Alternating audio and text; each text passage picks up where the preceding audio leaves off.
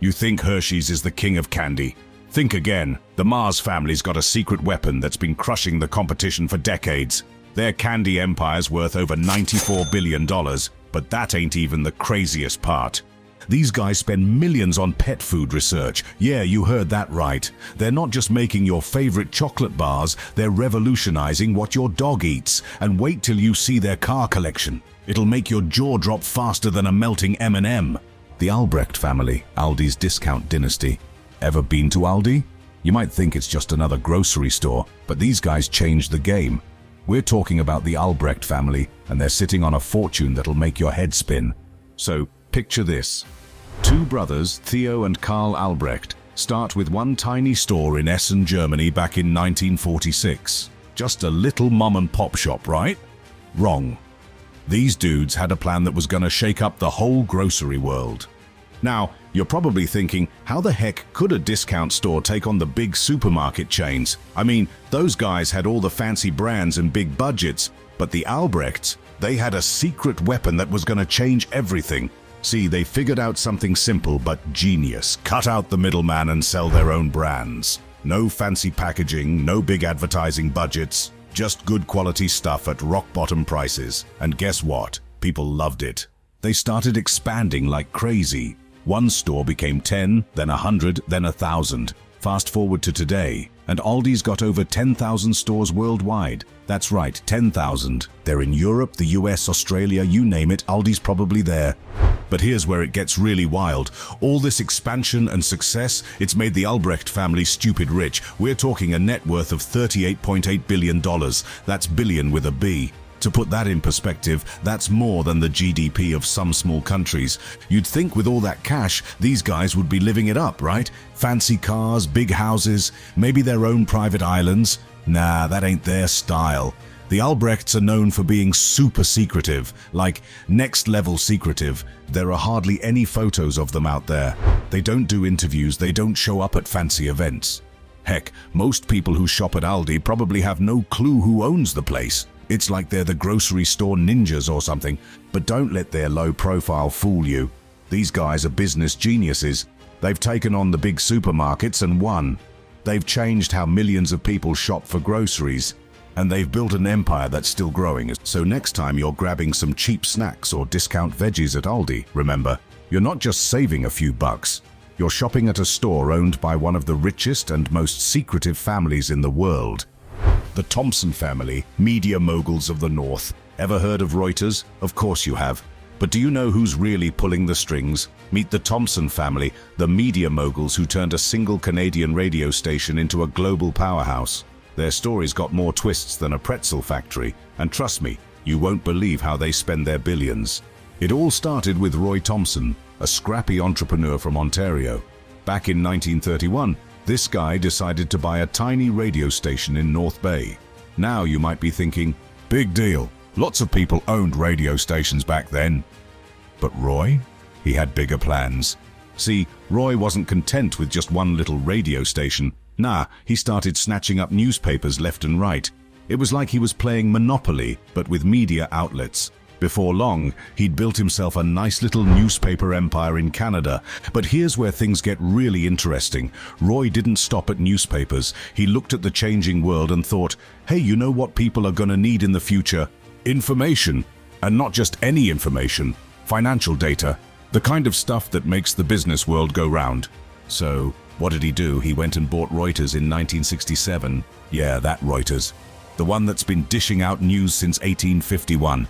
It was a power move that nobody saw coming, and it changed the game for the Thompson family.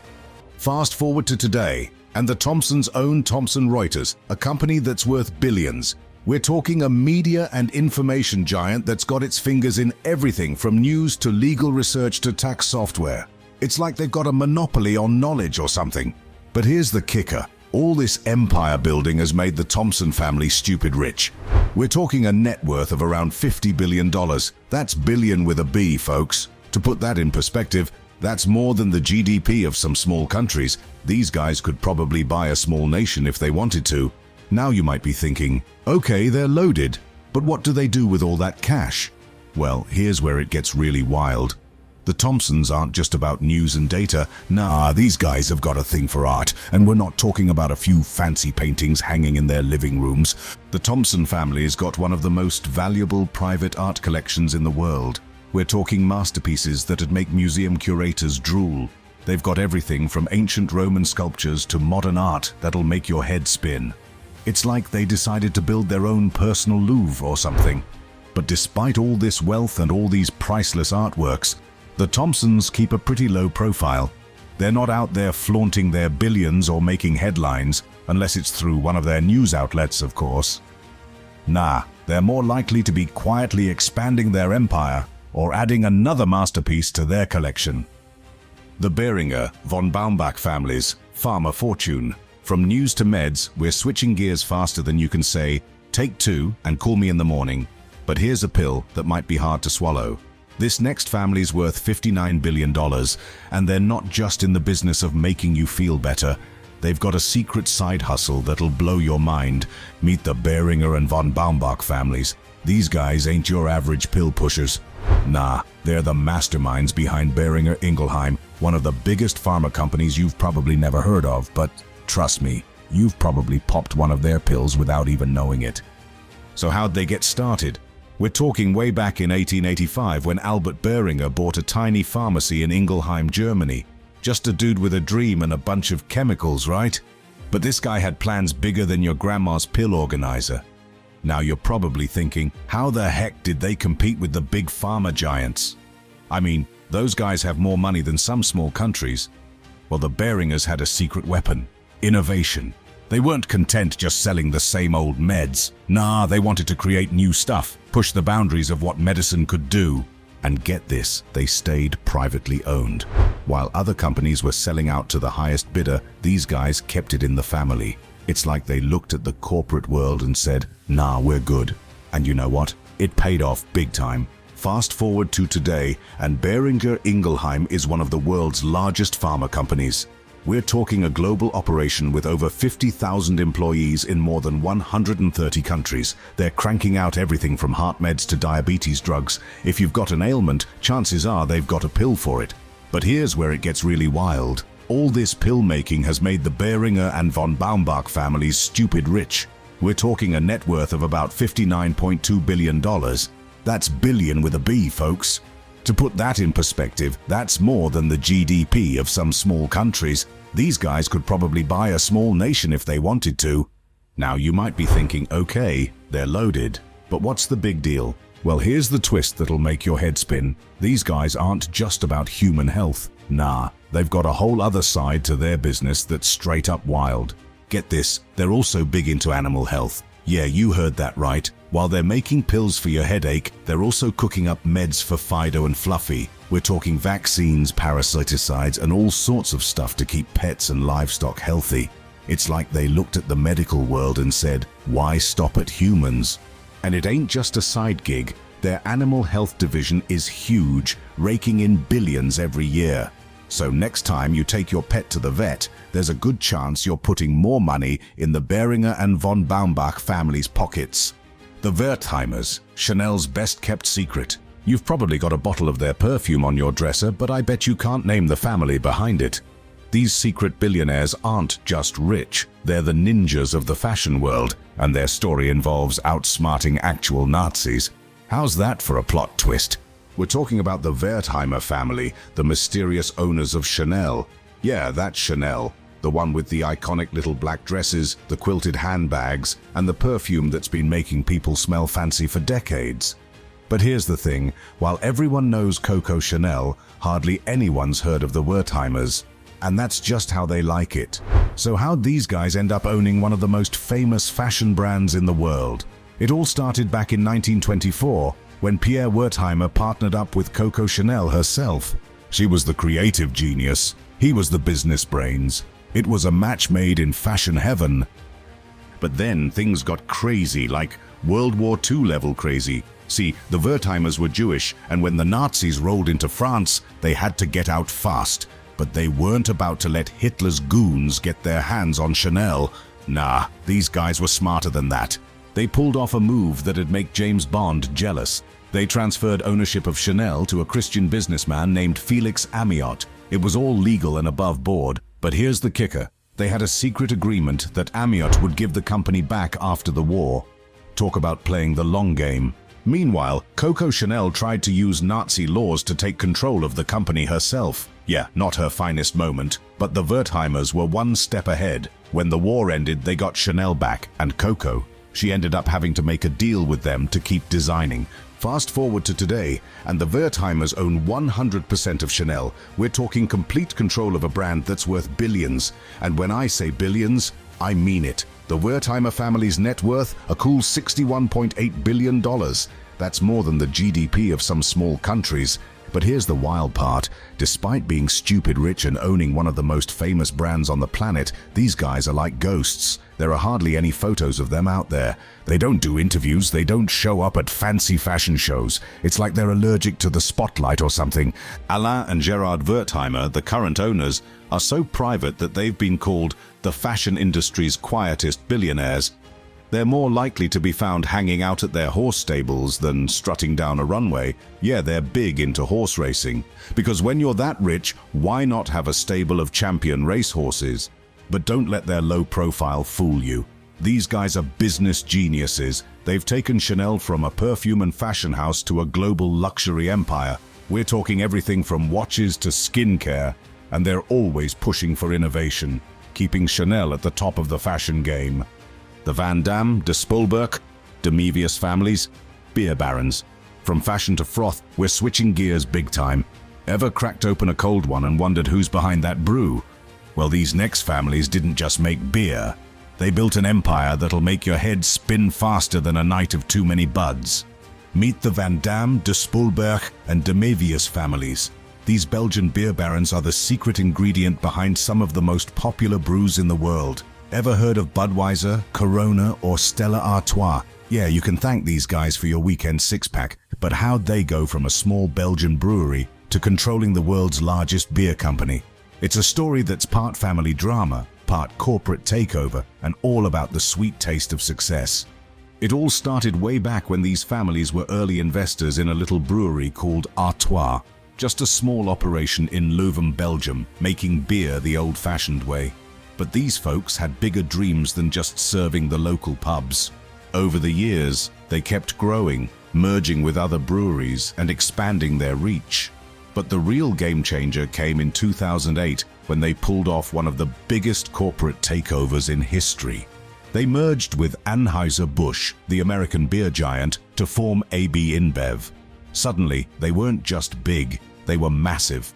Now, these Belgian families are sitting at the head of the table of the world's largest beer company. We're talking over 500 beer brands under one roof. From fancy craft brews to your standard party beers, chances are you've sipped something from their portfolio, and all that beer has made them stupid rich. The combined net worth of these families? A whopping $66.5 billion. That's billion with a B, folks. To put that in perspective, that's more than the GDP of some small countries. These guys could probably buy a small nation and turn it into one big brewery if they wanted to. But here's the thing, they're not just about beer. Nah, these families have got their fingers in all sorts of pies. They've invested in everything from art to real estate. It's like they looked at their beer empire and thought, you know what? Let's diversify. One of their craziest investments? They've got a stake in a company that's trying to build flying cars.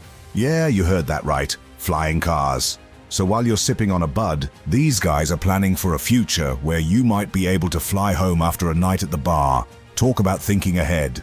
The Cox family, media and automotive tycoons. Ever wonder who's behind some of the biggest names in media and automotive services? Meet the Cox family. They started with ink and paper, but ended up with pixels and horsepower. Their journey from small-town publishers to multi-billion-dollar tycoons is gonna blow your mind. It all kicked off back in 1898 when James M. Cox bought a tiny newspaper in Dayton, Ohio. Just a dude with a dream and a printing press, right? Wrong. This guy had plans bigger than the Sunday edition. He started snatching up other newspapers faster than you can say extra extra. But here's where it gets wild. The Cox family wasn't content with just newspapers. Nah, they looked at the changing world and thought, hey, why stop at print? So they started diving into radio, then TV. It was like they had a crystal ball, always jumping on the next big thing before anyone else. Now you're probably thinking, okay, media's cool, but what's this got to do with cars? Well, hold on to your steering wheel, because this is where the Cox family really shifted gears. They looked at the auto industry and saw dollar signs, so they went and bought Mannheim Auctions, the biggest wholesale auto auction company in the world. Then they snagged Autotrader.com. Yeah, that Autotrader. The one you probably used last time you were hunting for a new ride. Fast forward to today, and the Cox family's got their fingers in more pies than a baker on Thanksgiving. We're talking Cox Communications, one of the biggest cable companies in the US, and Cox Automotive, which owns brands like Kelley Blue Book and Auto Trader. It's like they've got a monopoly on how we watch TV and buy cars. All this empire building has made the Cox family stupid rich. We're talking a net worth of about $68.8 billion.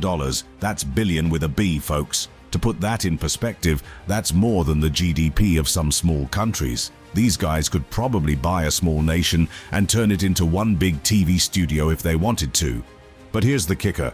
The Cox family ain't just about making money. Nah, these folks have got a philanthropic streak a mile wide. They're always dishing out millions to charity. Education, healthcare, the environment, you name it, they're probably throwing money at it. It's like they looked at their billions and thought, you know what, let's spread this around a bit. And get this, they're big on employee satisfaction too. Cox Enterprises, their main company, has been on Fortune's 100 Best Companies to Work For list a bunch of times. So while they're raking in the billions, they're also making sure their employees are happy. Not too shabby, huh? But despite all this success and charitable giving, the Cox family keeps a pretty low profile. You won't see them strutting down red carpets or splashing their faces all over magazines. Nah, they're more likely to be in a boardroom somewhere, planning their next big move in the media or auto world. The Quant family, BMW's hidden drivers. You've seen their cars on the road, but the family behind BMW, they're like ghosts driving the machine. The Quants have been pulling the strings of this luxury car empire for decades, but their story ain't all shiny chrome and leather seats. There's a dark secret under the hood that'll make you rethink everything you know about this iconic brand. It all started back in 1959 when BMW was on the brink of collapse. The company was bleeding cash faster than a race car burns fuel. That's when Herbert Quant stepped in, scooping up a big chunk of BMW's shares. It was a gamble that could have gone south real quick, but man did it pay off. So how'd they turn this sinking ship into a luxury powerhouse? Simple. They threw money at the problem, but not just any money, smart money. The Quants pumped cash into cutting-edge tech and sleek designs. They weren't content with just making cars, they wanted to make the ultimate driving machines. Fast forward to today, and BMW's churning out some of the sweetest rides on the road. We're talking cars that'll make your heart race faster than a NASCAR pit crew. And the Quants? They're still in the driver's seat, owning a whopping 46% of the company. Talk about keeping it in the family, huh? All this car making has made the Quant family stupid rich. We're talking a net worth of $69 billion. That's billion with a B, folks. To put that in perspective, that's more than the GDP of some small countries. These guys could probably buy a small nation and pave the whole thing if they wanted to. But here's where the story takes a dark turn. The Quant family's got a past that's shadier than a mechanic's garage. See, their wealth didn't just come from luxury cars. Nah, it goes back to Nazi Germany. Herbert's father, Gunther Quant, was tight with the Nazi regime. We're talking forced labor, weapons manufacturing, the whole 9 yards. After the war, the Quants managed to dodge the fallout. They kept their heads down and their money close. It wasn't until 2011 that the family finally fessed up to their Nazi ties. They commissioned a study that laid it all out, warts and all. It was like they finally decided to pop the hood on their family history. The Johnson family, cleaning up with Fabuloso. Ever wonder how a family turned floor wax into a $74 billion empire? The Johnson family didn't just clean up their act, they cleaned up the whole world. From your medicine cabinet to your first aid kit, their products are everywhere. But here's the kicker, their most profitable ventures aren't what you'd expect. It all started back in 1886 when Robert Wood Johnson and his brothers decided to get into the floor wax game. Just a bunch of dudes with a dream and a whole lot of shine, right? Wrong. These guys had plans bigger than your grandma's linoleum. So how'd they go from floor polish to practically owning your bathroom cabinet? Simple. They kept inventing stuff people didn't even know they needed yet. Band-Aids? Yeah, that was them. Baby shampoo that doesn't make kids cry? Yep, Johnson & Johnson again. It's like they had a crystal ball for everyday problems. But here's where it gets really wild. These guys didn't stop at just making your cuts feel better or your floors shinier. Nah, they decided to take on the whole healthcare industry. We're talking everything from Tylenol for your headaches to Neutrogena for your face. And don't forget Aveeno. Yeah, that fancy oatmeal stuff celebs swear by. That's Johnson & Johnson too. All this inventing and buying up brands has made the Johnson family stupid rich. We're talking a net worth of $74.1 billion. That's billion with a B, folks. To put that in perspective, that's more than the GDP of some small countries. These guys could probably buy a small nation and cover it in Band-Aids if they wanted to. But here's the twist that'll make your head spin faster than a Windex-powered cleaning robot. The Johnsons aren't just about consumer goods. Nah, they've got their fingers in some seriously high-tech pies too. We're talking medical devices that look like they're straight out of Star Trek. Stuff that's saving lives and making doctors' jobs easier every day. And get this, they're not slowing down anytime soon. The Johnsons are always on the hunt for the next big thing in health and hygiene. It's like they looked at their empire of everyday products and thought, you know what? Let's cure some diseases while we're at it. The Duma family, Hermes' hidden billionaires. You think $100 for a t-shirt is crazy? Hold on to your wallets, because we're about to dive into a world where $10,000 handbags are just the start. The Duma family didn't just create luxury, they redefined it. But here's the kicker. Their most valuable asset isn't what you'd expect. Let's rewind to 1837 in Paris. Thierry Hermes opens up a little harness workshop, making gear for horses. Just a dude with some leather and a dream, right? But this guy had plans bigger than a thoroughbred's appetite. So how'd they go from horse harnesses to handbags that cost more than a used car? It's all about that sweet, sweet pivot. When cars started replacing horses, the Hermes crew didn't panic. Nah, they looked at their leather skills and thought, hey, people still need bags, right? They started cranking out leather goods, then clothing, and those fancy scarves everyone's grandma wants. But here's where it gets wild. They didn't just make stuff, they made it exclusive, limited production, high quality, sky-high prices. It's like they invented FOMO before it was cool. Fast forward to today, and Hermes is dropping $10,000 handbags and $400 scarves like it's nothing, and people are lining up to buy them. It's not just a brand, it's a status symbol. You don't buy Hermes, you invest in it. All this fancy leather work has made the Duma family stupid rich. We're talking a net worth of $84.9 billion. That's billion with a B, folks. To put that in perspective, that's more than the GDP of some small countries. These guys could probably buy a small nation and cover it in orange boxes if they wanted to. But here's the twist that'll make your head spin faster than an Hermes scarf in a hurricane. The Duma family's most valuable asset isn't their products, it's their brand. They protect that orange logo like it's Fort Knox. Limited production? Check. No sales or outlets? Double check. They'd rather burn unsold goods than let them hit the discount rack. And get this, they're not even trying to be the biggest luxury brand out there. Nah, they're all about being the most desirable. It's like they looked at the fashion world and said, you know what? Let's make people beg for our stuff.